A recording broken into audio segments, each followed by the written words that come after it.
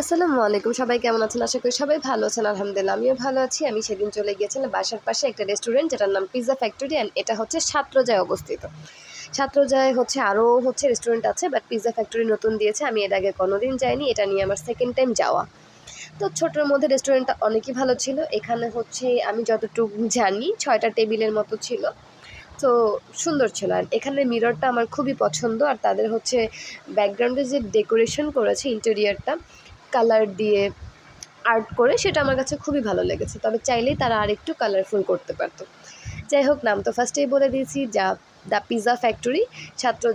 মাজারের একটু আগে বাড়লে আপনারা পেয়ে যাবেন। তারপরে মেনু দেখছিলাম আমি কী খাবো, যদিও আমার আগের থেকে প্ল্যান করাই ছিল। তো আমি বাসার জন্য মেইনলি আগে একটা চিকেন ফিস্ট পিৎজা, যেটা স্মল 240 টাকা, এটা একটা বাসার জন্য পার্সেল অর্ডার দিয়ে দিই। অ্যান্ড দেন তাদের অনেকগুলো কম্বো প্লেটার রয়েছে, এখান থেকে আমি কম্বো 1 অর্ডার দিয়ে দিই। তারপর আর কি 2টা অর্ডার দেওয়ার পর কিছুক্ষণ বসে ওয়েট করি অ্যান্ড কিছুক্ষণের মধ্যেই আমার কম্বো প্লেটার, যেটা আমি এখানে বসে খাবো, সেটা চলে আসে। সেটার মধ্যে ছিল 4টা চিকেন ললিপপ, একটা পিৎজা অ্যান্ড ফ্রেঞ্চ ফ্রাই। খাবার মোটামুটি ভালোই ছিল, যেমন থাকা দরকার, তবে ফ্রেঞ্চ ফ্রাইয়ের মধ্যে লবণ কম ছিল। যাই হোক, আমি তো খাবার খাচ্ছিলাম অ্যান্ড খুব বকবক করছিলাম। অ্যান্ড ওই যে বললাম যে সবসময় যে খাবারের মান সেম থাকবে বা সেম টেস্ট থাকবে বা সবার মুখে যে টেস্ট ভালো লাগবে, ব্যাপারটা এমন না।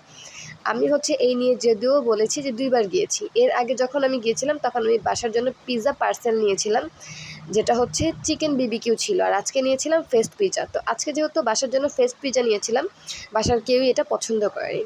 তবে আমি এখানে বসে যেটা খেয়েছি সেটা আমার কাছে মোটামুটি ভালোই লেগেছিল, খারাপ না।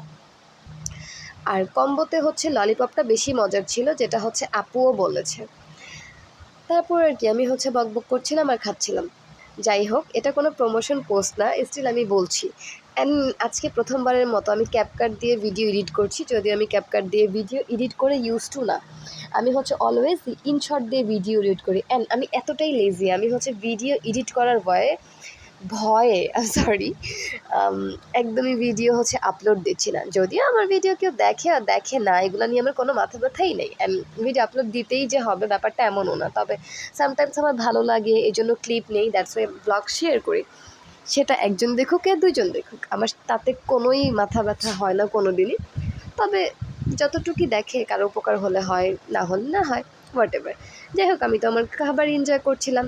আর মানুষ না গসিপ করবে, সেটা আপনি ভালো করেন না করেন, উপকার করেন অপকার করেন, ক্ষতি করেন, যেভাবেই করেন, মানুষের কাজই আলোচনা সমালোচনা করা। তো আপনি যাই করেন, কি দরকার, আলোচনা তো হবেই। তো আপনি জাস্ট চিল করবেন, কোনো হেডেক নেবেন না। আপনি আপনার মতো এনজয় করবেন, চিল মোডে থাকবেন অলওয়েজ। যাই হোক, অনেক কথা বলে ফেলছি, তাই না? কী করবো, বললামই তো যে আমি শুধু খাই আর বকবক করি। যাই হোক, খাওয়া দাওয়া শেষ করেছিলাম, তারপর আবার একটা স্লাইস রয়ে গিয়েছিল। যদিও আমি পিৎজার একটা স্লাইসই খাই, যেহেতু আমি অনেক বেশি খাই, হয়তো দেখেই বুঝেন। আমাকে চ্যালেঞ্জ দেওয়া হচ্ছিলো আমি যদি এটা শেষ করি তারপরে পুরস্কার দেবে, বাট আমাকে না পুরস্কার দেয়নি।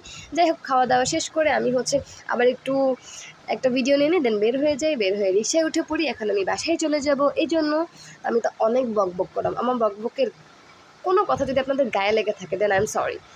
That's all for today. আসসালামু আলাইকুম।